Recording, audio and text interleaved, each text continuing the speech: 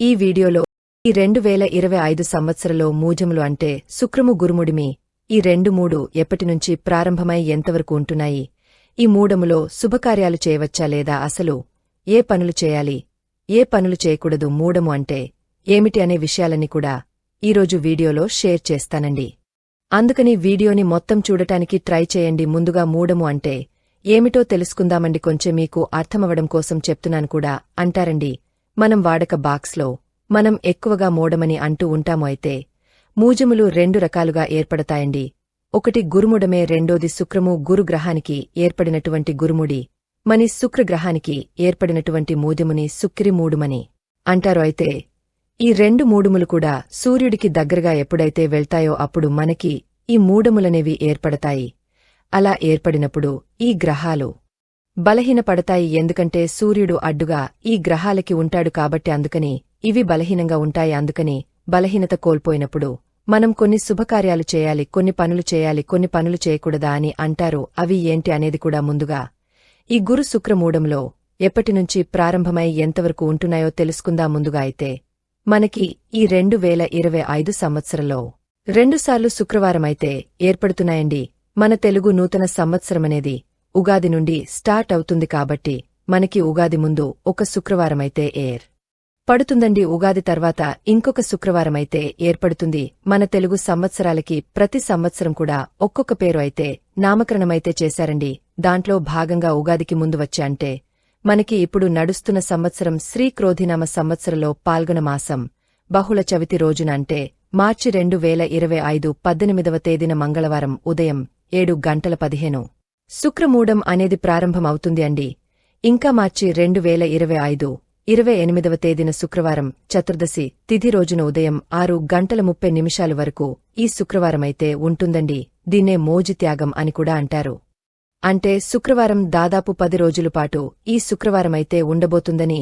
ఇంకా రెండో శుక్రవారం ఉగాది అయిన తర్వాత మనకి శ్రీ విశ్వాస నామ సంవత్సరమైతే స్టార్ట్ అవుతుందండి. ఈ సంవత్సరంలో మనకి మార్గశిర శుద్ధ దశమి నుండి అంటే నవంబర్ 2025 30వ తేదీన ఆదివారం మధ్యాహ్నం 1:58 ఈ సుఖము అనేది ప్రారంభమవుతుందండి.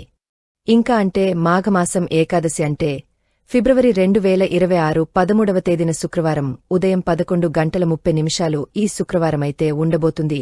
ఈరోజు శుక్రమావ్యం అనేది ముగుస్తుంది. దాదాపు ఈ చుక్కల 376 రోజుల పాటు ఉంటుందండి. ఇంక ఉరుముడి మీ ఎప్పటినుంచి ప్రారంభమై ఎంతవరకు ఉంటుందో తెలుసుకుందాం. జస్ట్ ఆ మాసంలో పౌర్ణమి తిథి రోజునంటే జూన్ 2025 10వ తేదీన మంగళవారం రాత్రి 2:37 గురుముడిమి ప్రారంభమవుతుందని. ఇంకా ఎంతవరకు ఉంటుందంటే ఆషాఢమాసం శుద్ధ త్రయోదశి రోజునంటే జూలై 2025 8వ తేదీన మంగళవారం మధ్యాహ్నం 3:18 వరకు గురుమూజమైతే ఉండబోతుంది. ఈ రోజు త్యాగం జరుగుతుంది అంటే గురుముడిమి ముగుస్తుంది అని అర్థం. దాదాపు 29 రోజుల పాటు ఈ గురుమూఢమైతే ఉండబోతుంది. ఈ సంవత్సరంలో ఈ మోడలైతే అర్బన్ ఉన్నాయండి. శుక్రవారం అన్ని గ్రహాలకి రావా అంటే అన్ని గ్రహాలకి వస్తాయండి. కాని ఈ గురు శుక్ర మూడవలనేవి మన జీవితంపై ఎక్కువ ప్రభావం చూపుతాయి. ఎందుకంటే మన జీవితంలో గురు గ్రహానికి సంబంధించిన గురు బలం, శుక్రగ్రహానికి సంబంధించిన శుక్ర బలం ఉండాలని అంటారండి. ఆ 2 నిండుగా ఉన్నప్పుడే మనం ఏ శుభకార్యాలు చేసినా సరే అంతా కూడా మనకి మంచి జరుగుతుంది. అదే బలహీనత పడినప్పుడు మనం ఏ శుభకార్యం చేసినా సరే మనకు అంతగా కలిసి రావు. అందుకని ఈ మూడంలో ఎలాంటి శుభకార్యాలు అయితే చేయరు. శుక్రగురు మూడముల్లో ఏ పనులు చేయాలి, ఏ పనులు చేయకూడదు అనే విషయాలు ఇప్పుడు తెలుసుకుందాం. ముందుగా అయితే చూపులు, వివాహము లాంటివి ఏమి కూడా చేయకూడదండి. అసలు దాని జోలికి వెళ్లకూడదు. ఇంకా తర్వాత ఓపెన్ అయినం చేయకూడదండి. నెక్స్ట్ గృహారంభం, గృహప్రవేశాలు అంటే వసతులు చేయకూడదు. అయితే ఇక్కడ వెంటనే మీకు ఒక డౌట్ రావచ్చు. సంతింట్లో అయితే గృహప్రవేశం ఎలాగా చేయరు, కాని అది దీంట్లో చేయొచ్చా అని అడుగుతారు. అది కూడా చేయకుండా ఉంటేనే మంచిదండి. అది కూడా మనం కొత్తగా గృహారంభం అంటే కొత్తగా ఇంట్లోకి వెళ్తున్నాం కాబట్టి ఆ ఇల్లు మనకు అన్ని విధాలుగా కలిసి రావాలి కాబట్టి ఈ 3 ముళ్ళు వెళ్లకుండా ఉంటేనే మంచిదైతే మరి కొంతమంది పండితులు అందింటికి మారవచ్చు అని చెబుతారండి. కాని మీ పరిస్థితిని బట్టి మారాలా వద్దనేది మీరే నిర్ణయించుకోండి. సాధ్యమైనంత వరకు కొత్త ఇంట్లోకి వెళ్లకుండా ఉంటేనే మంచిది. ఇంకా తర్వాత యధానాలు, మంత్రాలు, స్నానం అంటే గురువుల దగ్గర మంత్రం తీసుకుంటారు కదా అంటే అలాంటివి విగ్రహ ప్రతిష్టలు ఏవైనా విగ్రహాలు ప్రతిష్ఠాపించుకోవడానికి కూడా ఈ మోడలు అసలు మంచివి కాదు. ఒకవేళ మన ఇంట్లోకి కొత్త విగ్రహాలు తెచ్చుకున్న సరే ఈ మోడల్లో పెట్టుకోకండి. ఇంకా ఈ మోడల్లో ఎలాంటి వ్రతాలు కూడా చేయకూడదు అండి.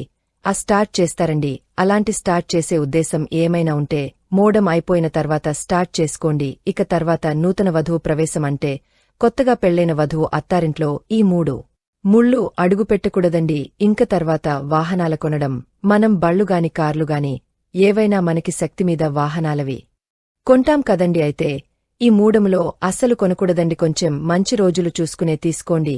మన రక్షణ కోసమేనండి. ఎక్కడ ఎలాంటి యాక్సిడెంట్లు అవి జరగకుండా మన ప్రాణాలు మనం నిలుపుకోవాలి కదా. ఇక తర్వాత బావి లేదా చెరువులు తవ్వడం అంటే మన ఇంట్లో బోరుబాబులు అవి తవ్వించుకుంటాం కదండి. అలాంటివేమి కూడా చేయకూడదు. ఇక తర్వాత చిన్న పిల్లలకి పుట్టు వెంట్రుకలు లాంటివి ఏమి కూడా తీయించకూడదండి. అలాగే పిల్లలకి చెవులు కుట్టించడం లాంటిమేము కూడా చేయకూడదండి. ఇంకా పిల్లలకి విద్యారంభ కార్యక్రమాలు అంటే అక్షరాభ్యాసాలు లాంటివి కూడా మూడమలో చేయకూడదు. తర్వాత కొత్తగా వ్యాపారాలు ప్రారంభించడం లాంటివి ఏమి కూడా చేయకూడదండి. ఇలాంటి సమస్య శుభకార్యాలు ఈ మూడములో నిషిద్ధమైతే ఈ మూడులో ఏ పనులు చేయాలంటే జాతకం రాయించుకోవచ్చు అండి. అలాగే నవగ్రహ శాంతి, జప హోమాది శాంతులు, ఆ గండ నక్షత్ర శాంతులు అన్ని కూడా చేయించుకోవచ్చు. నెక్స్ట్ వాళ్ళవి చేయించుకోవచ్చు అండి. నెక్స్ట్ గర్భవతులకి సీమంతం కూడా చేయొచ్చండి. అలాగే నామకరణం, అన్న ప్రసాదినాది కార్యక్రమాలు ఈ గురుముడిమి శుక్రవారం రోజుల్లో నిరభ్యంతరంగా చేసుకోవచ్చు. అయితే గర్భిణీలు బాలింతలు మూడుముళ్ల ప్రయాణం చేయాల్సి వస్తే శుభతిథిలో అంటే అశ్వినితిథి రోజునగాని రేవతి నక్షత్రాల్లో గాని శుభహారలో భర్తతో కలిసి ప్రయాణం చేస్తే శుక్రదోషం వర్తించదు. ఇక్కడ చెప్పినవి తప్ప మిగిలిన ఏవైనా సరే చేసుకోవచ్చండి. అయితే మేము పూజలు చేయకూడదా మోడల్లో అంటే పూజలు కాదండి, వ్రతాలు మాత్రమే చేయరు తెరిమీరు. ఈ మూడముల్లో ఏ పూజ వచ్చినా సరే, ఏ పండగ అయినా సరే మీరు నిరభ్యంతరంగా చేసుకోవచ్చు. ఓన్లీ విగ్రహాలవి మీరు పెట్టదలిస్తే ఈ మోడల్ అయిపోయిన తర్వాత కొత్త విగ్రహాలు ఏవైనా సరే ఇంటికి తెచ్చుకుని మీరు ప్రతిష్టాపన చేసుకోవచ్చు. ఇలాంటి కార్యక్రమాలు శుభకార్యాలు చేయకూడదని మన పండితులైతే చెబుతున్నారు. అందుకని మీరు ఏ శుభకార్యాలు చేయదలచాలన్నా ఇలాంటి మోడమలు కాకుండా ఒక మంచి రోజు ఒక పండితుల చేత పెట్టించుకుని మీ పనులనేవి స్టార్ట్ చేయండి. అంత మంచి జరుగుతుంది. ఈ వీడియో మీకు బాగా క్లియర్గా అర్థమైంది అని అనుకుంటున్నాను. ఈ వీడియో మీకు నచ్చింది, యూస్ అయిందా అనిపిస్తే ప్లీజ్ తప్పకుండా లైక్ చేయండి, షేర్ చేయండి, సబ్స్క్రైబ్. ఇంకొక మంచి వీడియోతో